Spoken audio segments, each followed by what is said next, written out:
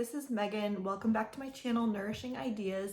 We're in the Mind Body Eating series, and this is Mind Body Eating Nutrition tips number 3. And this is going to be all about meal timing or eating rhythm. So not about what or how we might eat or how much, but our actual meal timing over the day. And it does actually matter as far in terms of our metabolism, our energy levels, our mood. So let's talk about a natural eating rhythm and what that might look like. So our bodies are naturally designed to have, you might have heard, our body clock or our circadian rhythm. And our metabolism also follows along with that. So when we wake up in the morning, ideally we have a breakfast, something midday, something light in the evening. So if you kind of think of our metabolism following the sun, we actually have the strongest metabolism and capacity to burn calories around midday when the sun is highest in the sky. And a lot of cultures naturally kind of implement this, where a lot of countries will have their biggest meal midday and then have a very light dinner.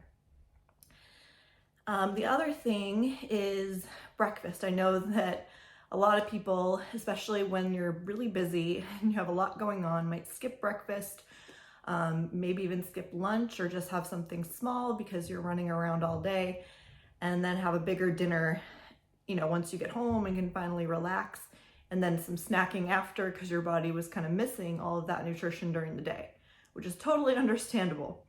However, when we do that, our body is in a slower state of metabolism and starting to wind down, and we tend to go to bed soon after that, right?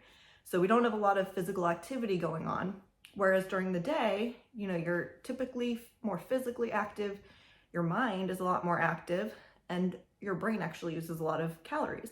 So that's actually when our body needs more of that food and nutrition, and when it'll actually be utilizing it. When we tend to eat later at night, our body is more prone to store those extra calories as fat because, we're not burning them off right away, we're not using them. And then, we typically go to sleep, our metabolism is much slower. Another kind of a real world example of this is, think about sumo wrestlers, right? Huge, lots of body fat.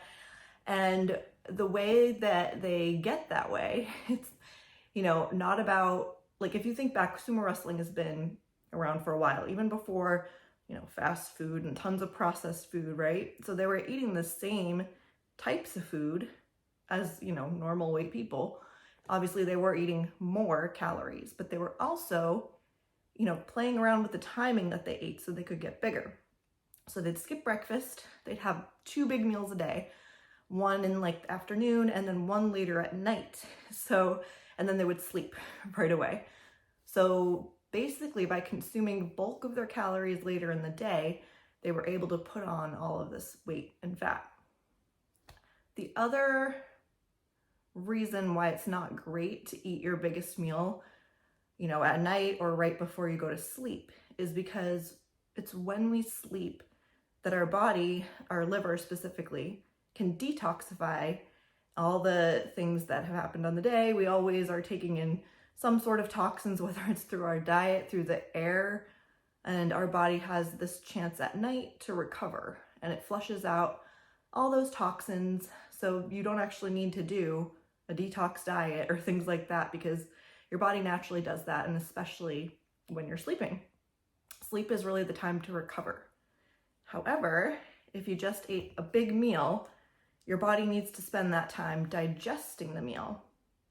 And that can take anywhere from 2 to 4 hours, just depending on how much you ate, what you ate. So your body is basically missing half the night of detoxing yourself. So when you don't get that, you might feel groggy and sluggish and puffy. Whereas if you get that rest where your body's able to do the full detox and things that it does, you're going to feel a lot more energy. You're going to feel better in the morning and throughout the day. Let's see. So I know some people really don't have much control over this, especially those who work the night shift.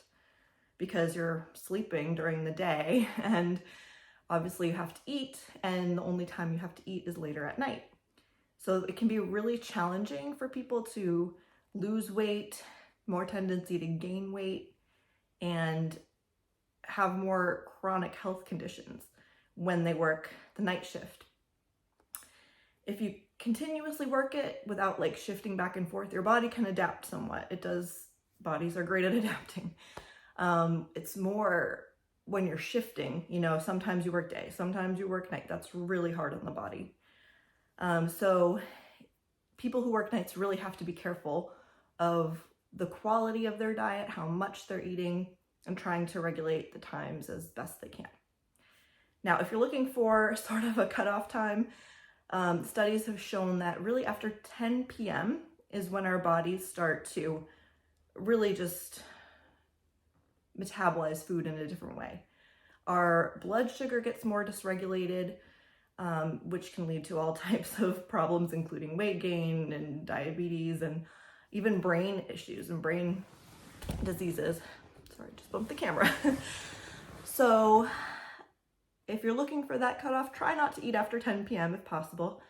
And the time that is kind of the worst to eat is between around 2 to 4 a.m. because that's when your body is really just in let's sleep and recover mode, and it does not want to spend time digesting, and you tend to not be able to process that food so well. Let's see, other things.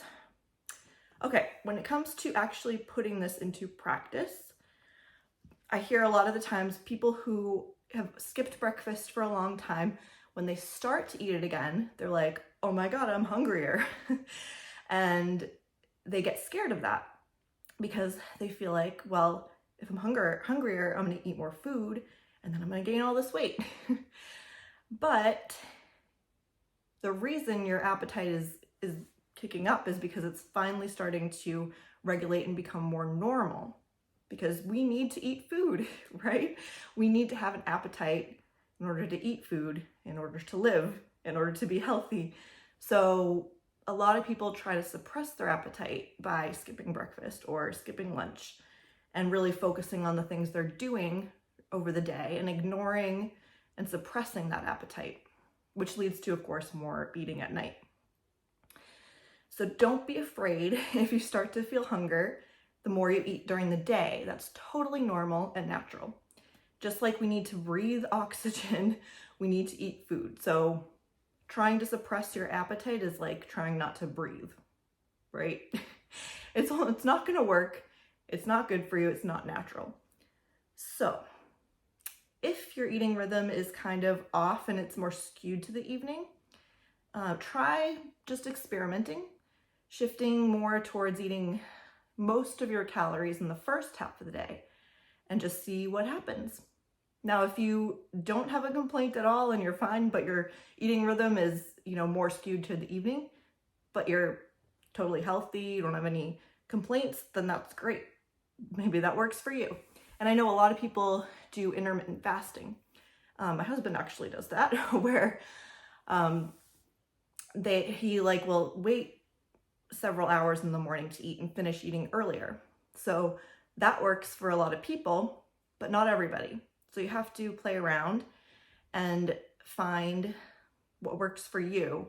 But in general, that's how our bodies are built, to kind of eat more morning, midday, and slow down at night and give your body a chance to rest and recover. So that is my tip for today. Now, in the comments, I would love you to just tell me, what is your typical eating rhythm like? Have you noticed, if you've changed things around, have you noticed any differences? And maybe what even tends to get in your way? And I can answer those in the comments. All right, I'll see you later. Bye.